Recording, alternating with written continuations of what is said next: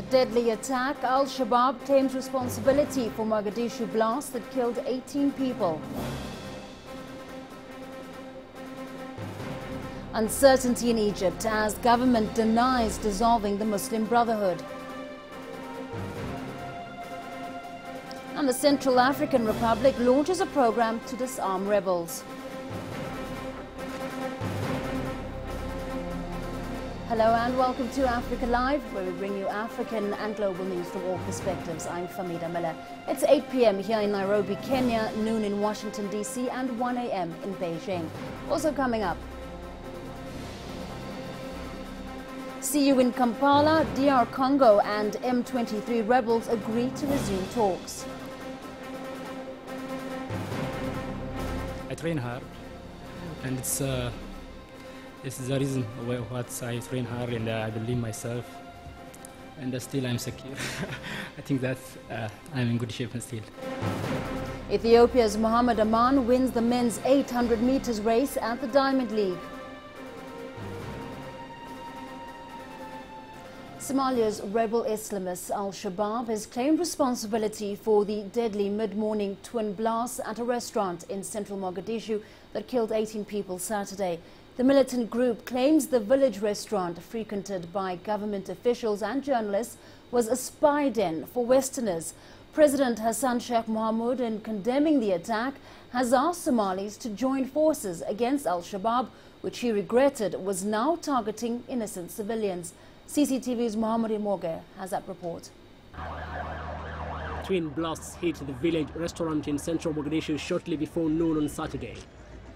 A car bomb was first detonated at the entrance of the restaurant, breaking through security cordon and paving way for a second suicide bomber who then blew himself up among the patrons. I know 10 people have been killed in this attack. I saw 8 injured people. All of them had been in the restaurant at the time of the blast. This was a terrible attack. Police said at least 18 people were killed in the attack on the restaurant situated barely a kilometer from the presidential palace. President Hassan Sheikh Mohamud condemned Tuesday's attack. They say they are fighting the government and its soldiers. And see what they do today. They are attacking innocent people. They are killing elders, they are killing the elite, and they bomb the markets. Our only option is to fight back, and we must join forces and unite against them. The restaurant came under a similar attack last September in 2 suicide attacks that killed 14 people. Saturday's blasts are the latest in a spate of coordinated attacks that rocked Mogadishu since the beginning of this year. On Tuesday last week, President Mohamud escaped an assassination attempt when Al-Shabaab militants attacked his convoy south of the capital. Mogadishu had been experiencing some degree of relative calm that has attracted investors and seen some countries reopen their embassies in the Horn of African nation. But as it emerges, the Al-Shabaab has on occasion successfully infiltrated the capital city to disrupt this calm in daring attacks. Perhaps to prove a point that they may be down, but certainly not out. Mohammed Imoge, CCTV. Questions are now being raised after the Egyptian government has denied media reports that authorities had dissolved the Muslim Brotherhood. Was the announcement aimed at gauging public reaction, or was it an honest error on the part of the state-owned Al-Akbar newspaper? The Brotherhood had registered itself as an NGO in March, and that was in response to a lawsuit that argued that the Brotherhood had no legal status. CCTV's Yasser Hakim reports from Cairo. Dissolution of the Muslim Brotherhood has been on the cards for many months now, even when Morsi was still president, but more so now. The Brotherhood has no legal existence, but the issue is that it's hiding in the NGO world. This is the problem that we're not aware of. They want to form an NGO. They could form another one with new legal procedures. But if the conditions for dissolving the NGO are there, I will dissolve it. This article in Al-Akhbar paper, quoting a government official that the decision to dissolve the Brotherhood has been made, was expected by most. Why then did the government move rather fast to disown the newspaper report? The government did not receive a reply from the Brotherhood on the presence of weapons in its offices and the use of arms by its members, violation that would dissolve any NGO. Therefore, it will be automatically dissolved. That's what we were told by the government officials, and we printed it. The government denied it because it wants to announce it first. Though denied by Al-Akhbar officials, some say the article was a leak to test the waters over the issue. Others argue that its timing, on Friday, was a problem for the government, which feared an angry backlash by the Brotherhood supporters in protests on the same day, which perhaps explains the quick denial by the government. The Brotherhood has been dissolved before in 1954, but it came back strong. Even if dissolved next week, one lesson officials have learned here is that it will not disappear. And as the Prime Minister earlier said, it is a better option to merge the group rather than dissolve it. Yasser Hakim for CCTV, Cairo. Now for some more clarity on this issue, let's cross to Cairo where CCTV's Yasser Hakim is standing by. Yasser, the news about the party's dissolution came through a state-owned paper, as you'd mentioned there, but government was really quite fast in denying those claims. Do we know why this has happened? Well, if you talk officially, the government said that it will announce the results of investigations and the legal side of it, of dissolving the Muslim Brotherhood in the next few days. The leak happened on Friday. Friday is a weekend. The minister responsible for this issue doesn't come back to office except on Sunday, so there was no way they would announce it before that. And it seems that the government wants to go first with it. There has been a legal advisory committee and consistent of several judges, and they have handed in their verdict saying that it should be dissolved, mainly because as an NGO it should show its sources of income, which the Muslim Brotherhood never did. Also as an NGO it should not play into politics, and the Muslim Brotherhood has been playing into politics. And also the third reason for this verdict is that no NGO has to have arms and weapons, and that was the police has created or actually have found weapons and arms in the offices of the Muslim Brotherhood and also with its members at the offices. So those three were the main reasons why the verdict could be towards dissolving it, but the government wants to announce it first, and that's maybe in the next few days. Now, Yasser, if the government actually succeeds in dissolving the Muslim Brotherhood, what impact will that have on the Brotherhood, and is it actually the best way out of the crisis?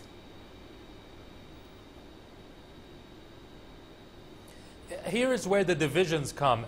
A lot of politicians say that it's not really for the good that the Muslim Brotherhood is dissolved.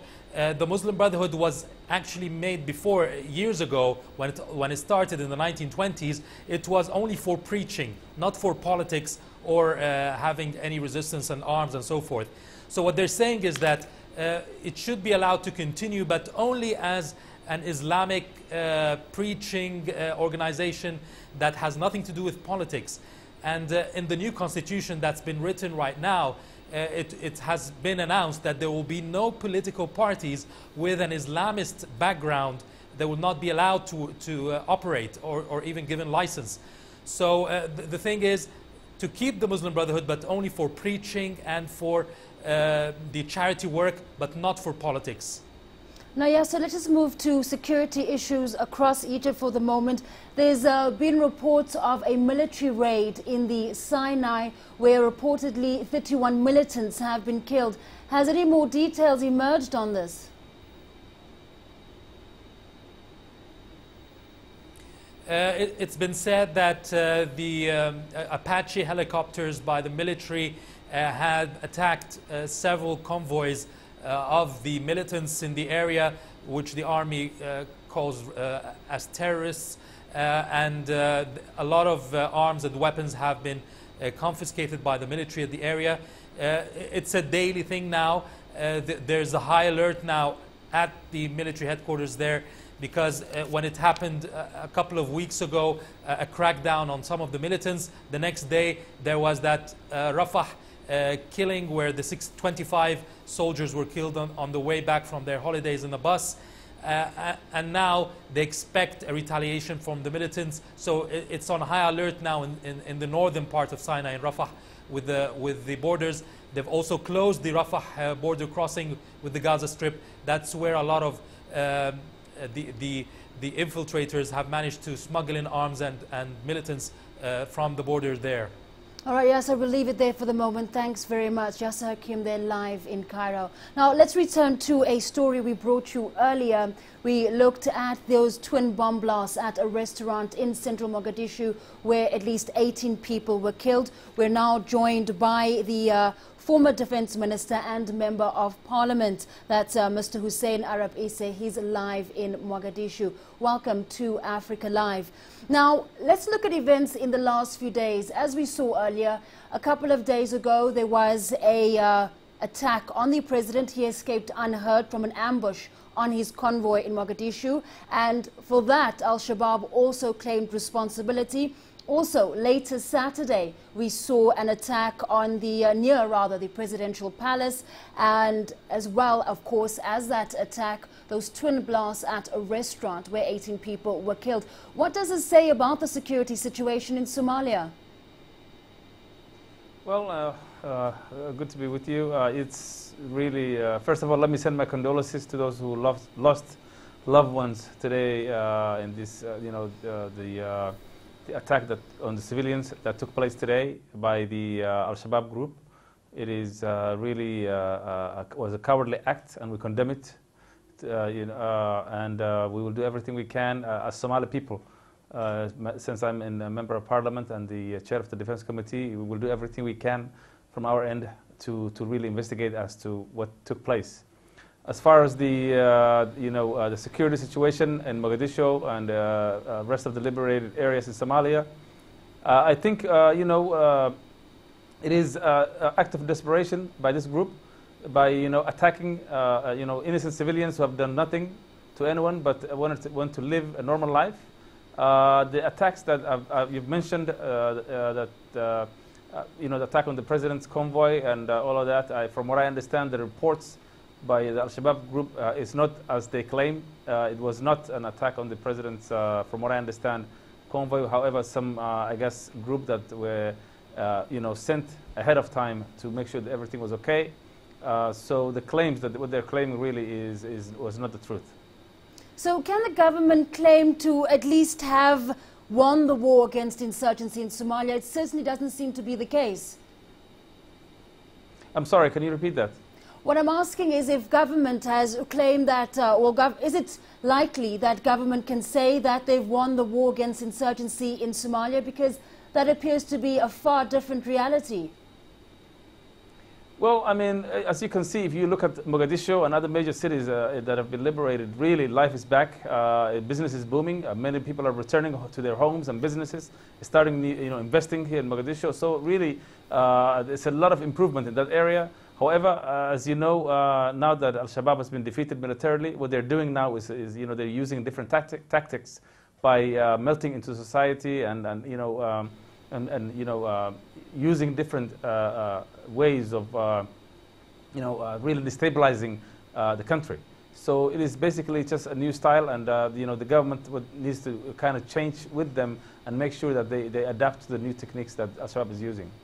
All right, we'll leave it there for the moment. Thank you very much for your time. We're speaking to Hussein Arab Isse, a member of Parliament and the former Defense Minister in Somalia.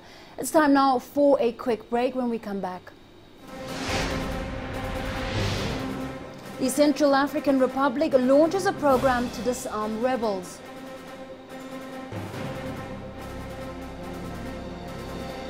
And magnificent Aswan, we tell you what makes one of the most beautiful cities on earth tick.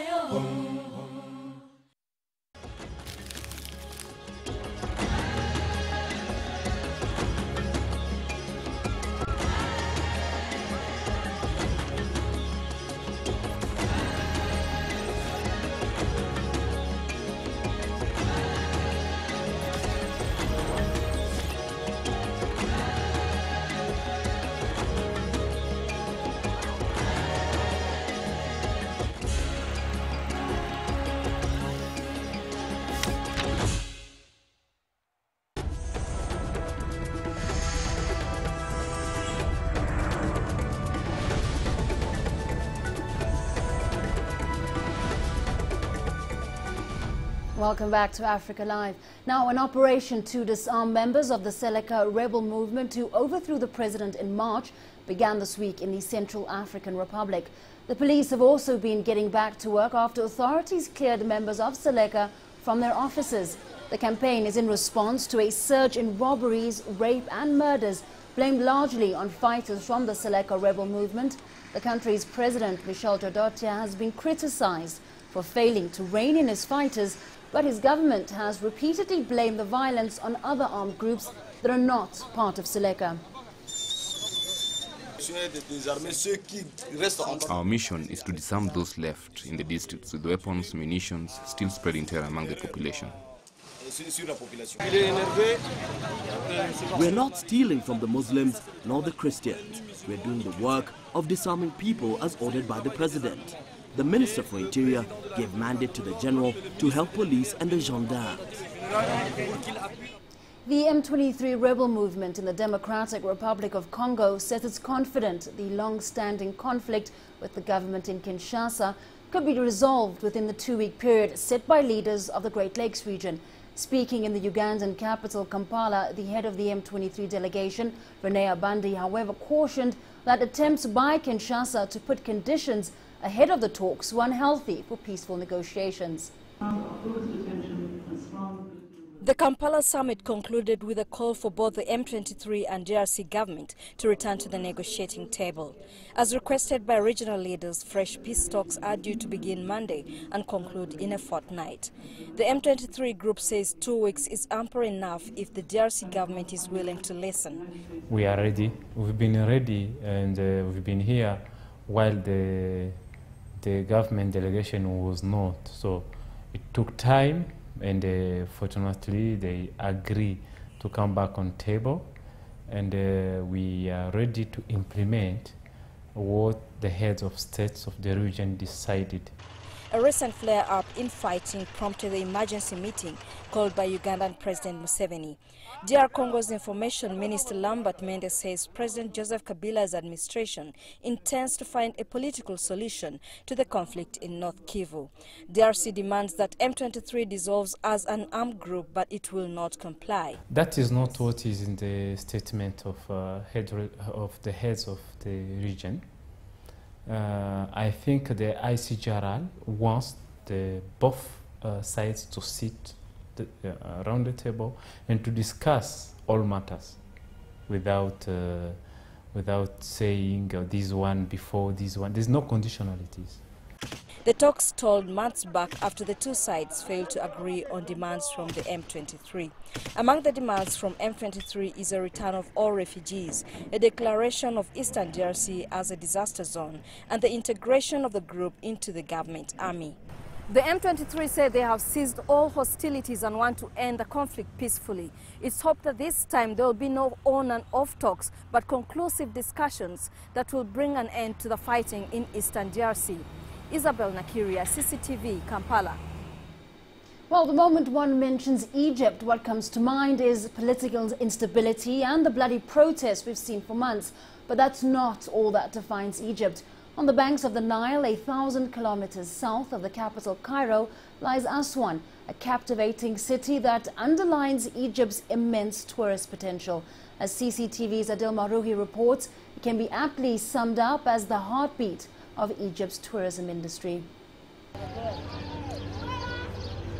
Of all Egypt's touristic destinations, Aswan is a different experience. Named after an ancient Egyptian goddess, Swanet became Egypt's first town. For thousands of years, Aswan has evolved to become a melting pot for diverse cultures. It is a magnificent city, where, like in some countries like Italy and Spain, the ancient world marries the modern life. Aswan is like a painting coming to life. Unlike the rest of Egypt, it's safe to drink of the Nile in Aswan or swim in the only river beach in the country. It's a time machine where you can enjoy an authentic cup of Bedouin coffee heated on charcoal during a desert safari in the morning, and in the evening, danced to the beats of the Nubian culture that evolved where Egypt's heritage met Sudan's. We are in contact with the Sudanese northern state to sign a protocol for joint tourism, to open the borders for tourists visiting Egypt. Simply put, Aswan is a virgin touristic city with a rich cultural history dating back to the days of the pharaohs and the Romans, attributes not yet explored by the world. The exquisite natural landscape of Aswan seduced ancient Egyptians to build 9 temples on the Nile's islands. Modern Egyptians built hotels and restaurants. Little wonder, therefore, that boats are a common means of transportation. Its distance from Cairo has left Aswan free of the political turmoil, yet hotel occupancy rates stand at a miserable 5%. I am sure and confident there is security here. The problem is that the world would mix events in Cairo to include Egypt as a whole. Aswan is the only Egyptian city that has all aspects of tourism, from adventurous to culture, and a mix between the desert and the Nile. It's also the transition from the Egyptian pure African roots to the north. Adil Mahroui, CCTV, Aswan. A 5-year-old Chinese boy has launched himself into the record books as the world's youngest pilot by flying a plane unassisted. Here's the story of how he achieved this high-flying feat. Forget toy model airplanes. The 5-year-old Chinese boy He Yide is already piloting real planes in the sky. Nicknamed Duo, he completed a 35-minute solo flight by ultralight aircraft at the Beijing Wildlife Park, earning himself a world record as the youngest pilot ever. I quite like it, because flying a plane is very exciting, and it's much more exciting to sit in the front instead of the back. Also, the level of danger in the front is higher than in the back. The person in the front has to drive, and it's really fun. Duo is no stranger to extreme feats. His father, He Leisheng, who calls himself Eagle Dad, has already let Duo complete alone in a sailing race and sometimes makes him run around almost naked in the snow. The elder He says these harsh training exercises are part of his Eagle education. Eagle education builds the qualities of bravery, morality, emotion, and strength. Bravery is an important part of Eagle education. Today's flight realizes this principle. After living here for 20 days, Duo has really become much braver. The video posted online has prompted huge debate over He's style of parenting, even though he said the boy had had no problems from the intense education method. Still, experts caution that this approach isn't suitable for every child. At different ages, a child's development and physical characteristics have their own laws of maturity and what they can withstand. So people should respect these laws of development, and they should not say, I think the child should be like this, and therefore I will educate him or her accordingly. Doing this is very likely to harm the child in the name of love. Eagle Dad insists this kind of training is good for his son, and they are already planning their next adventure to China's least populated area, the Qinghai-Tibet Plateau. Yijia, CCTV. Well, a lot on that 5-year-old's plate. Well, Africa Live returns after this break with sport, including... First, I train hard, and it's the reason why I train hard, and I believe myself, and still I'm secure. I think that I'm in good shape still. Ethiopia's Mohamed Aman wins the men's 800 meters race at the Diamond League.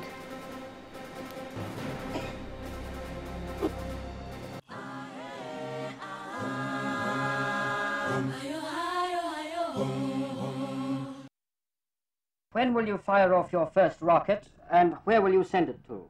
I will fight from Lusaka, and it will go straight to the moon. We are put in groups, Group A, Group B, and Group C. You have to go under Elieso. I saw wisdom in Mr. Konoso, our hero. For me, Edward Mukuka is inspiring in the sense that the year of which he had such a huge dream. It was just highly impossible to think like that in Zambia.